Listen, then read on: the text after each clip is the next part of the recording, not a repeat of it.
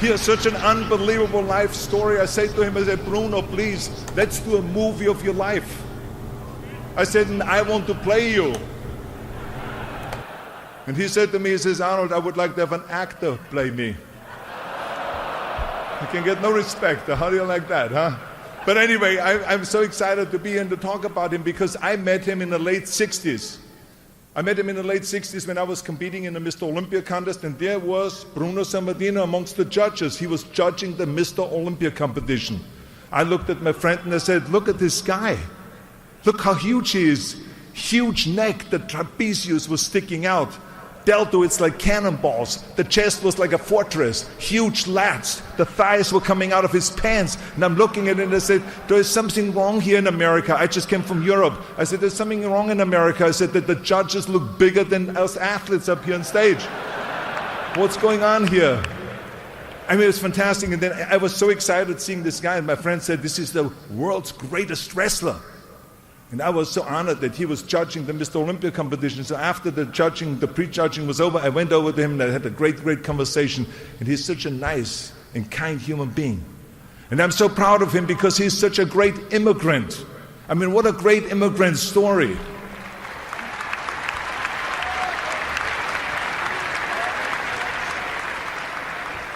To come over here from Italy, I mean, when he was a kid, they had to run away from the Nazis. And he almost died several times, and his mother brought him back. And then he moved over here to Pittsburgh. And there he was bullied around. He was bullied around because he had an accent and because he was scrawny. But then he started lifting weights, and then he started wrestling, and he started getting bigger and better. And then all of a sudden, all the bullies disappeared. And then he continued and he became the world champion in wrestling. And he became this great inspiration. Not only did he wrestle for these millions of people, but he brought so much great inspiration to so many millions of children and got them turned on into working out and staying away from alcohol and from drugs and from gangs and all this crazy stuff, and to get involved in sports and in wrestling. So he has made such great contributions to this country.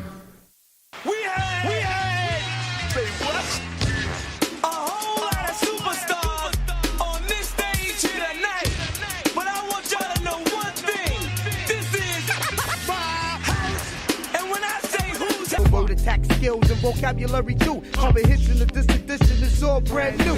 You're through. I'm interplanetary like Doctor Who. So who? Fuck your beef, no relief. I step on stage, girls scream like I'm Keith. What's up, everybody? Ring Time Pro Wrestling is at it again. It is Keith in the building. Keisha is somewhere working, protecting the world's busiest airport. So, I am here to talk about wrestling in the week that happened. So, the WWE had their annual Superstar Shakeup. What does that mean? Well, instead of calling it the draft, now it's called Superstar Shakeup, because that's what it really is, right? Like, we're going to shake up the rosters, we're going to move some pieces around, see what happens. Honestly, I think it's probably one of the most interesting things they do every year.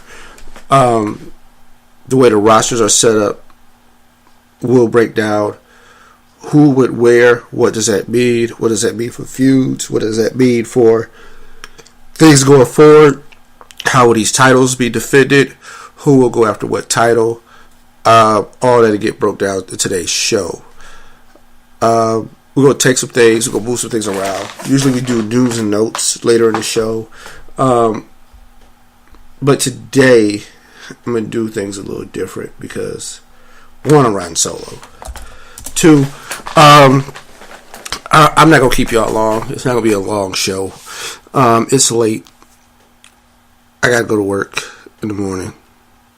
So, we're just going to kind of get through what we got to get through. And that's about it. Yeah. So, there were some passings this week in the world of professional wrestling. I'll go legendary Mid-Atlantic Southern. I saw him characterized as a Southern wrestling legend. which I'd go through the bio and say that that's true. Paul Jones, manager extraordinaire. If you watch WCW or Mid-Atlantic in the 80s, you will remember the Paul Jones Army, Bear Viraski, Pistol Pez Watley, which, hey man, if you could get Pez Watley into something where he ain't jobbing, more power to you. But, yeah, Paul Jones passed away. I don't know what the cause of death was, but that was one that happened this week. Now, the biggest one this week is Bruno Sammartino. Bruno is the godfather of the current wrestler that you see right now, right? I think if Bruno is not as successful as he is, I don't know how that alters the history of professional wrestling as a whole. That's where we are with Bruno. I was working on a piece for the website, which will probably be out in a day or two, which is this Bruno Sammartino, the king of the garden. What garden? Madison Square Garden. The guy's sellout records were amazing in that building. For some of you younger fans, let me give you the background. Bruno was the WWF champion. Not WWF, but WWF. World Wide Wrestling Federation. It is the precursor to the WWF and what you now know as the WWE. It was founded by Jess McMahon, later ran by Vincent J. McMahon, Vincent K. McMahon's father, right? So, Shane and Stephanie's granddaddy, right? It was a strong Northeastern territory, back in the territory days when things were going their own way and everybody, respected the boundaries of the territory. Vince, a lot of people call it Vince Sr. Vince Sr. had that territory as a powerhouse in the group. He was one of the power brokers in the, not really the National Wrestling Alliance, because WWF broke away from the NWA a long time ago, but amongst the promoters, because the promoters still had the meetings and every year, and they decided who was going to do what, how they was going to get pushes, who was going to load out talent, all that. One of the most powerful territories was the Northeastern Territory, and that's the strength of, a lot of that's the strength of Bruno. Let me give you some of his bio. Born in 1935, he's an Italian immigrant. His family came over post World War II. They had to escape the Nazis, that kind of thing. So he's from that generation. The guy was a skinny kid, used to get bullied, worked out, built himself up, became a wrestler, bodybuilder type. The guy has the longest reign as a title holder, like ever. Overall, he spent more than 11 years as a champion. Like, you understand, we give people credit like Flair. Flair's a 16-time champ. John Cena's a 16-time champ.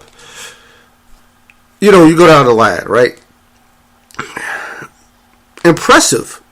But Bruno held the title for 11 years. He had the title 2 times. He only had 2 title reigns. The total is 11 years. I want to say the first one is 8 years uninterrupted. 8 years. World champ. Record will never be broken.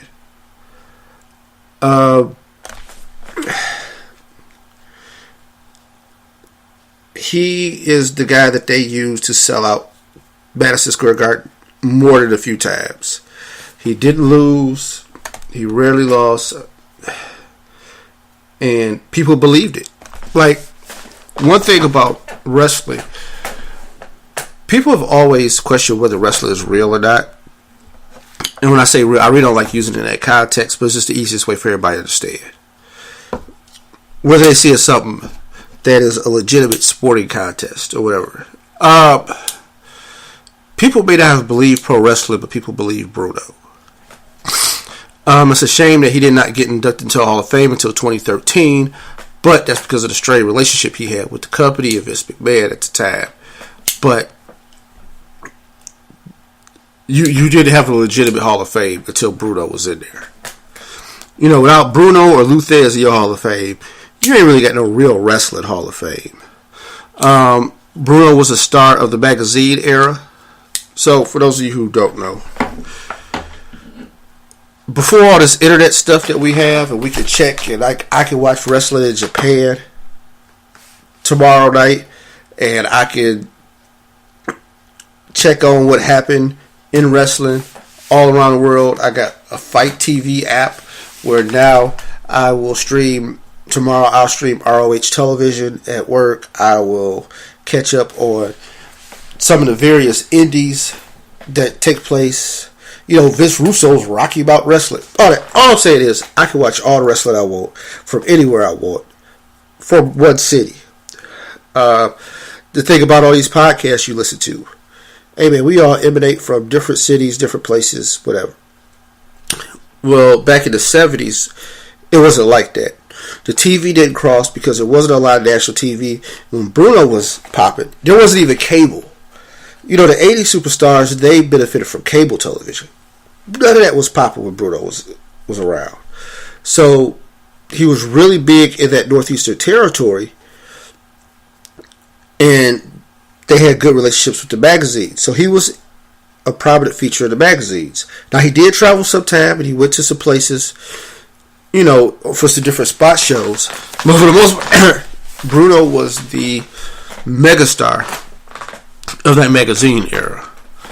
And like I said, he is the godfather of everything that you have now. Because if the company was not as successful as it was with Bruno during his run, and him selling out all those monster shows at the Garden, I don't know where you are now. His feud with Larry Zbyszko is what made Larry. Larry became a living legend after he beat Bruno, because Bruno was the legend. So, the guy will be missed. I don't know what the cause of death was with Bruno either. He was 82 years old. But when you've seen him, like I saw pictures of videos of him very, very recently, and the guy looked like hell. He could still go a little bit. I mean, I think he was still working out. He was still training. But, you know, neither here nor there. It's one of the true legends of wrestling, right? Like, when you talk about Mount Rushmore is such a bad example because too much time has passed with everything for us to limit things to 4. But let's say we use Mount Rushmore as an example. Bruno's got a spot. It's more about figuring out the other 3, right? Like if you try to say who's Mount Rushmore, professional wrestler or professional wrestlers, all right, you probably got to get Flair up there. Hogan, I guess, right? Everything is really debatable, but Bruno, he got a spot, and then you kind of like just try to figure out the other 3. That's where we're doing with this. But yeah, rest in peace, Bruno Sammartino. Rest in peace, Paul Jones. And with that, we'll move on to the next thing. Superstar Shakeup. So, Raw is the first night of the Shakeup. And basically, you come into Raw, can't wait. This is what it was. It would have been a special 3-hour Raw. But since Raw's already 3 hours now, no need. Yep, no need. We open up, we find out Jinder Mahal has came to Raw. And upon coming to Raw, he kind of immediately loses the United States Championship to Jeff Hardy. So you know what's about to happen there, but neither here nor there. The Riott Squad shows up and attacks Bayley and Sasha Banks during their match, which the only caveat I had to this is Why won't they let Bayley and Sasha be great? They had the perfect build for the perfect feud, and they don't want it. They don't want it. Like, it's a very serious... Here's the thing. Sometimes I think the women need their own show. And I say that because these ladies have a very serious and legitimate wrestling beef. Where, once again, I like things that people can believe in. People can buy this one. They're legitimate friends. Somebody feels betrayed. Like, real story, right? And the fans are bought into it. Like, you've seen their reaction. It was just like the Battle Royal at WrestleMania. When it was just them two left, the crowd was on their feet. They was into it. Mind you, this is a pre-show Battle Royal. It's not even the main show yet. Most people I don't even know how people actually showed up. But the people who were there made you feel like, hey, 90,000 is rocking with this. Why do y'all have to blow up the match every time they have it? They tried to have a singles match. Nope. We're going to go blow it up. We got to bring these other people in. We got to mess this. These two ladies need time. Legitimate time. To hash out their issue.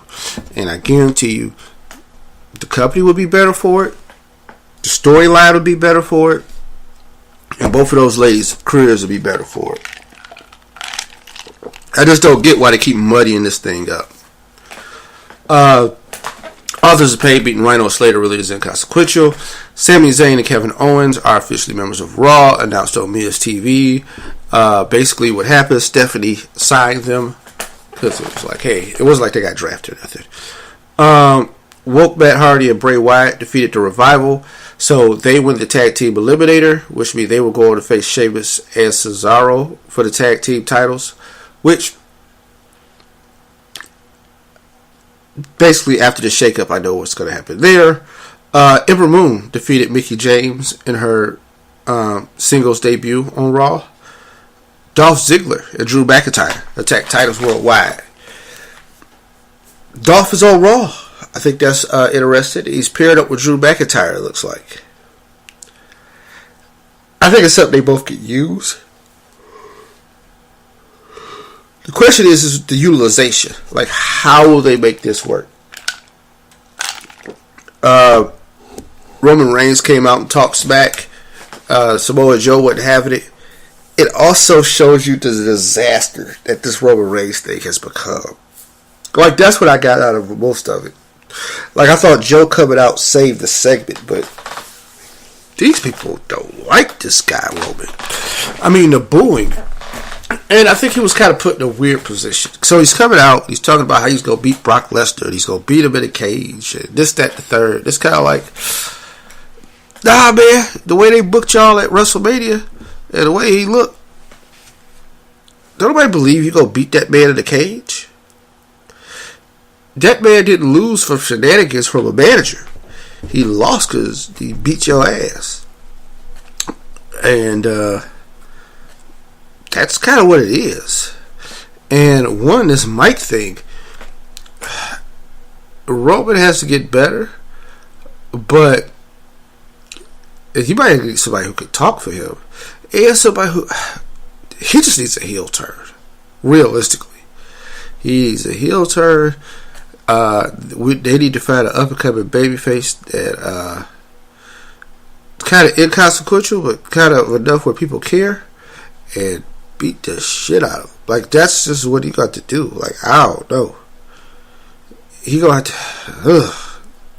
That was rough to watch. Natty is on Raw. She defeated Mandy Rose, and apparently she's friends with Ronda Rousey.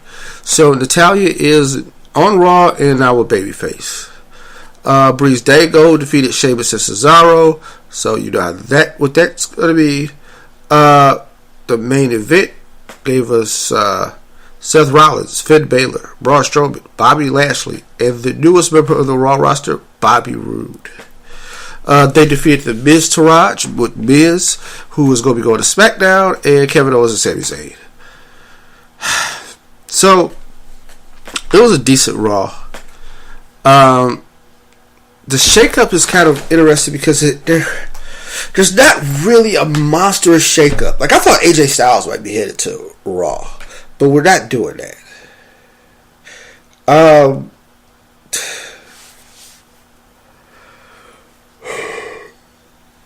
We'll see how the mid-tier does, right? Because at the core, most of these rosters stayed all right at the top. But I do see interesting matchups. At the end of this show, basically, I'm just going to go down to complete shakeup. Because a lot of things happened that wasn't on TV. And I'm trying to figure out the most impactful moves.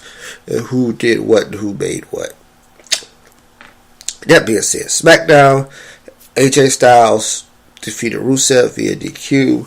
Because Aiden English got involved and Daniel Bryan shows up. So we get a match later on in the show. Jeff Hardy defeats Shelton Benjamin. Jeff Hardy is now a member of the SmackDown roster. You kind of would have had to infer that was going to happen since he kind of won that U.S. title on Raw. And unless the Intercontinental Champion was going to come. Like, that was the thing. Either Seth Rollins had to come to SmackDown or Jeff Hardy was coming to SmackDown. And I think Rollins is Monday Night Rollins. Like, that's not going to change anytime soon. Luke Harper defeated Jey Uso. Inconsequential to this. Samoa Joe defeated Sin Cara. Samoa Joe is now a member of SmackDown roster. Now, that is a move that makes a seismic shift. It's interesting because I thought he was more of a Raw guy, and I think he could have some really good matches with the rest of that Raw roster, but we'll see how it goes on SmackDown. Carmella had her celebration, which later led to Charlotte showing up, which led to Billie Kay and Peyton Royce showing up, which led to Becky Lynch showing up, which led to a match, which then led to Charlotte defeating Billie Kay. Asuka showed up after that because Asuka wanted to help out. These ladies were about to try to take her out. So, yeah, that happened. AJ Styles and Daniel Bryan took on Rusev and Aiden English in the main event, but were attacked by Nakamura and Big Cass. Big Cass is now a member of SmackDown. Now, that match is kind of interesting because I get Nakamura.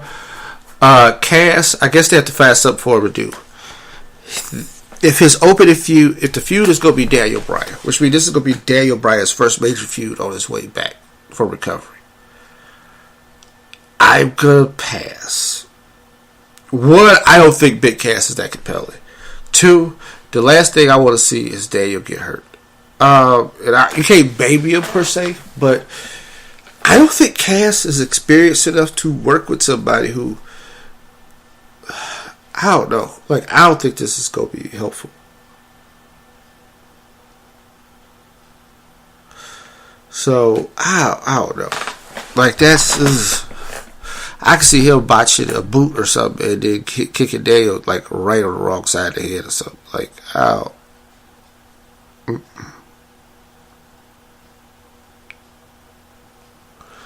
don't know. But, yeah. So, that was SmackDown. So, let's go to the shakeup. Because that's what we came here for, right?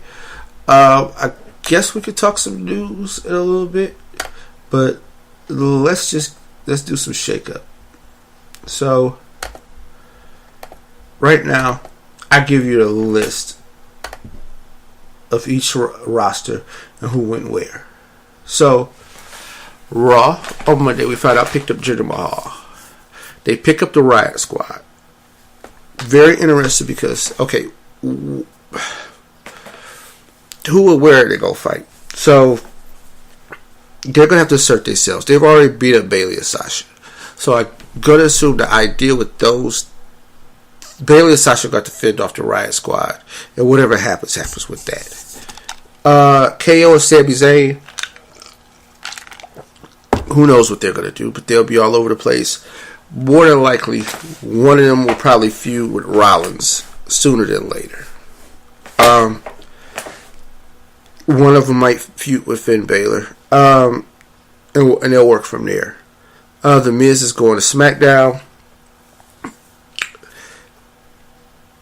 It's kind of funny because during this cast thing, and you know what the immediate thing was, Miz going to SmackDown would be the idea of that. Hey, that guy, Daniel Bryan, got an issue, and they can finally get to resolve their issue. And I think that's what people were waiting on. Zack Ryder coming to Raw is one of the more inconsequential moves. You probably won't see it much. Breeze Dango coming to Raw is interesting because they just picked up a victory while they came to Raw. So maybe there's some belief in them. Natalya, who picked up a victory. Mojo Rawley came to Raw. You probably won't see much of him either.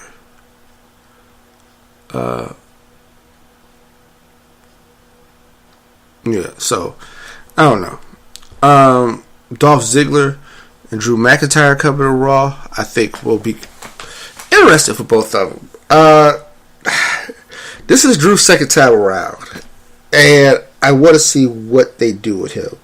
I know a lot of his NXT tenure was spent injured, so I mean it's not like he wasn't made roster material before. And I thought he did a lot of work when he was going away, especially his time at TNA. Like I thought he really put it on. Well, not just TNA, his work on the Indies and all that. Like he really put in work to get better. Baron Corbin coming to Raw might be the overall most interesting move. Because I don't know what to make of Corbin. First of all, he has the size. He has the athletic ability. But what do they believe? What do they want to do? And how patient are they? That matters. That kid still got some work to do. Now, one thing that helps in getting him over, Raw is kind of the land of the giants. Raw is the land of the big man. Like, Braun Strowman is there. Brock is a big guy. Roman is a big guy. Thumbing through that roster, I think Baron would have a chance to beat somebody, Bobby Lashley or something like that. Like he has a chance to beat people where it's like, oh, that guy might really be dangerous.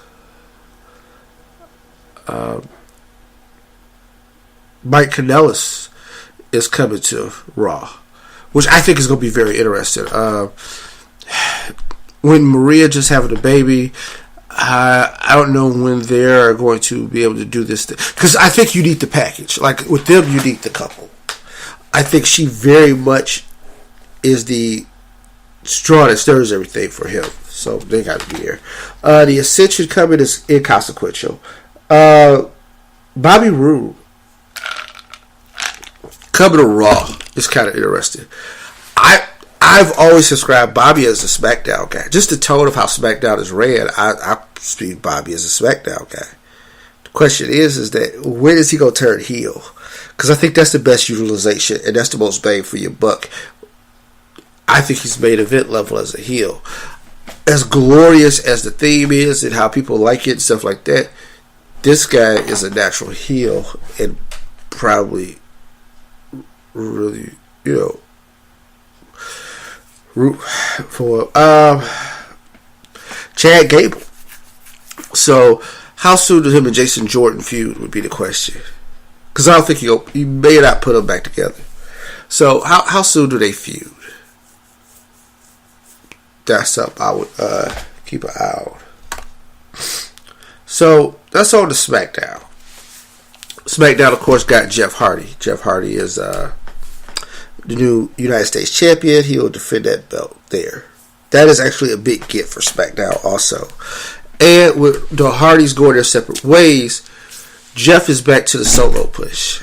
I don't know how, because he's older now. I don't know how big of a star he can be. But man, that last run before he leaves, biggest babyface of the company, John Cena included. What did no.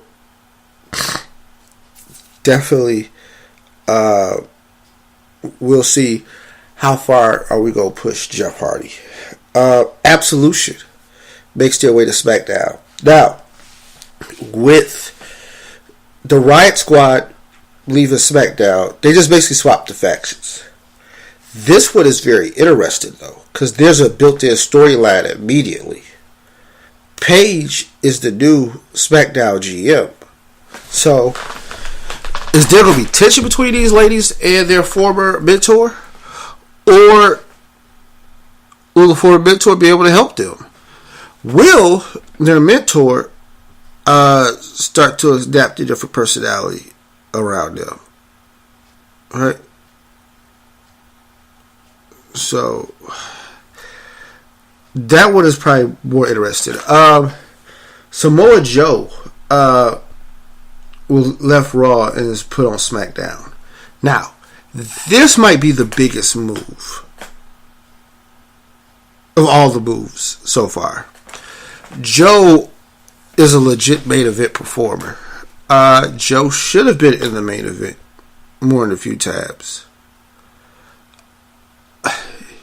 His match with Brock, and watching it, it was like, oh, I don't necessarily, once again, I don't know how real all this stuff is, but I believe them two dudes. They look like they legitimately can hurt people. So, I'm excited to see what Joe will bring to SmackDown. Because, will he be world champ by the end of the year is the question. I don't know how that's all going, but yeah, Joe I think will be probably the biggest acquisition that's happened. Sanity has promoted to the main roster from NXT. I like the NXT call-ups also. Sanity, Eric Young, Alexander Wolf, Killian Dane. I think they're going to be an interesting piece on SmackDown, and I think the SmackDown tag team division. After this, I think, wow. Like, it seems like they're going to be the tag team show. Raw will have tag team champions, but I think the show will be driven more, like SmackDown show will be driven by tag teams.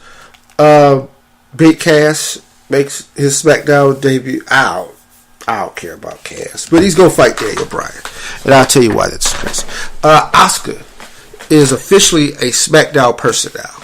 Now, you got to remember that she did challenge Charlotte Flair for the world title, but as a Royal Rumble winner, but she never was officially a SmackDown superstar. She would have won, yeah. But I'm interested to see Luke Gallows and Carl Anderson coming over to SmackDown is a really big one. I think the SmackDown writers might be able to dig themselves out of a hole and really utilize these guys. One of the best tag teams in the world. I like the dynamic. You got the big man, you got the technician, you got all this stuff going on.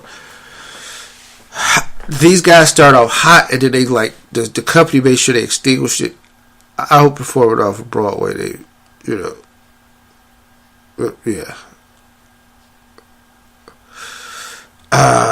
But that's happening. Sheamus and Cesaro coming over. Now, them losing to Breezango made more sense.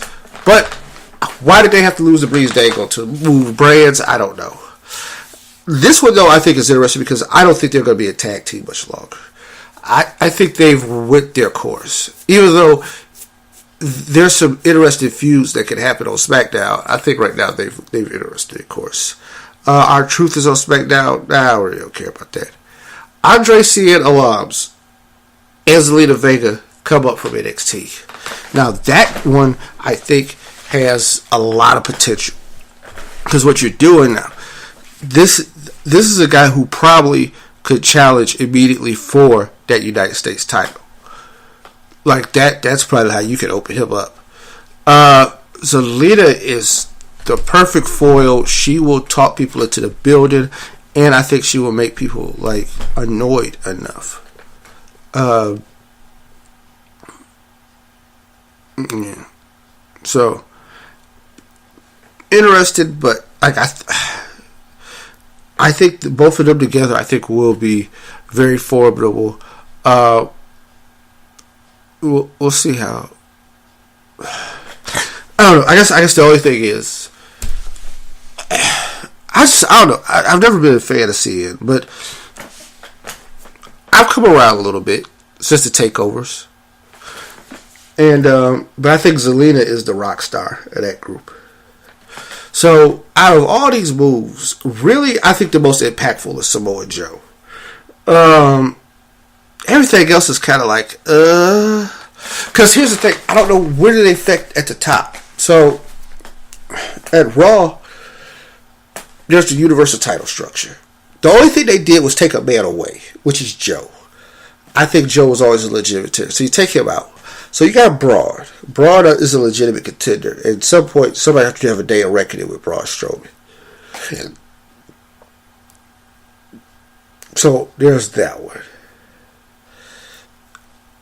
I believe it's Seth Rollins. Brock Lesnar. Roman Reigns. Bobby Lashley. Well, I don't know if Lashley's... However they choose to utilize it is best. But they're good there. The question is developing everything to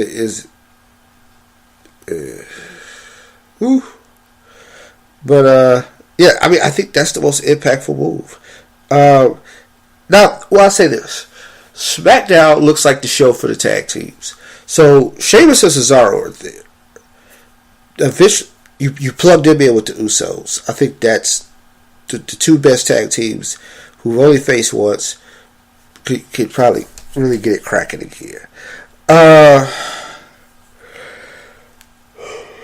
That's it.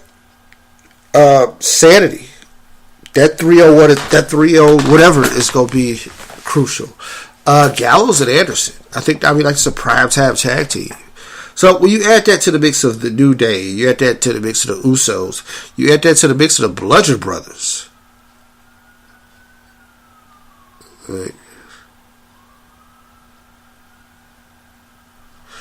But yeah, SmackDown, I think it will be the land of tag teams.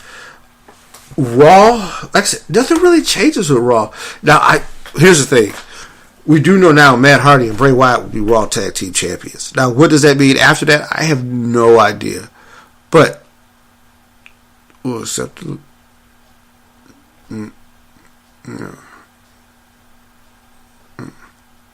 But, it's getting late. And I think I've kind of walked through everything. The most interesting, I guess, Raw moves are Ziggler and Baron Corbin. And that's about it, man. I don't know. Owens and Zayn, I think, will be good additions, and I think they'll be they will complicate the title picture at some point, maybe too. Other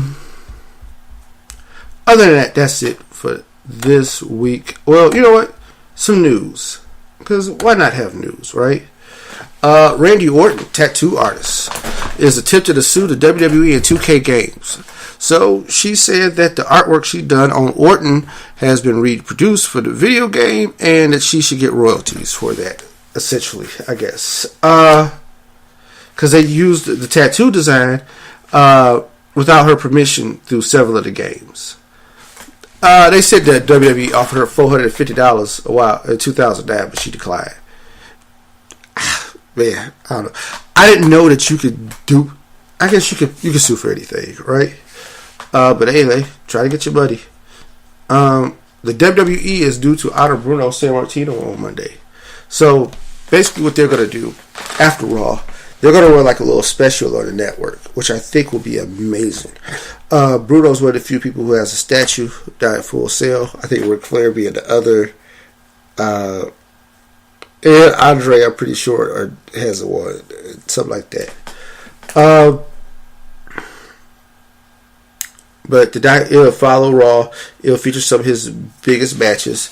You got, like I said, that first year title run was 8 years. 8 years, uninterrupted. 8 years is amazing. You know, guys be champions like 4 months now. 6 years. So, yeah, that's gonna be interesting.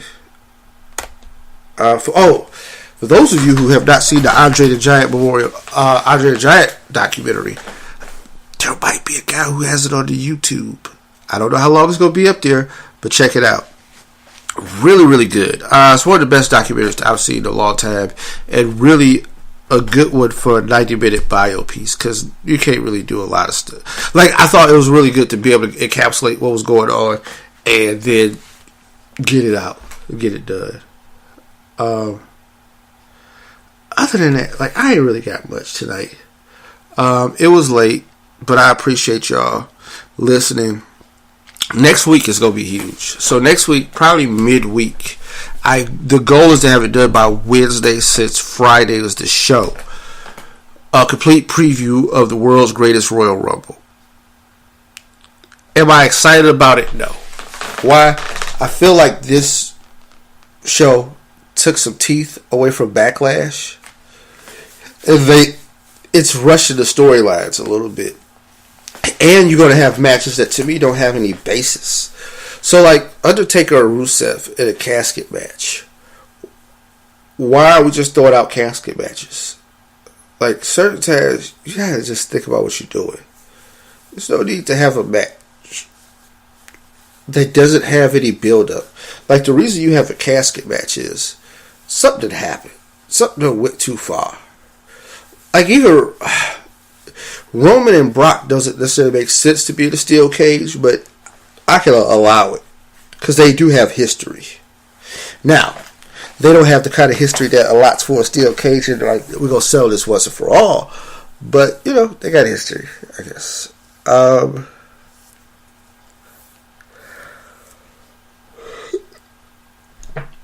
But like I said, we'll break down the whole show. All the matches, all the title matches, all the titles going to be on the line except for the women's stuff. And, yeah. It's going to be funny, too, because it comes on in the middle of the day. On a Friday. Because, I mean, you deal, I guess, with the developing world, and, not the developing world, but you're on the other side of the world. There's different time zones, and different time schedules. So I think they want people to be able to see it as much as possible.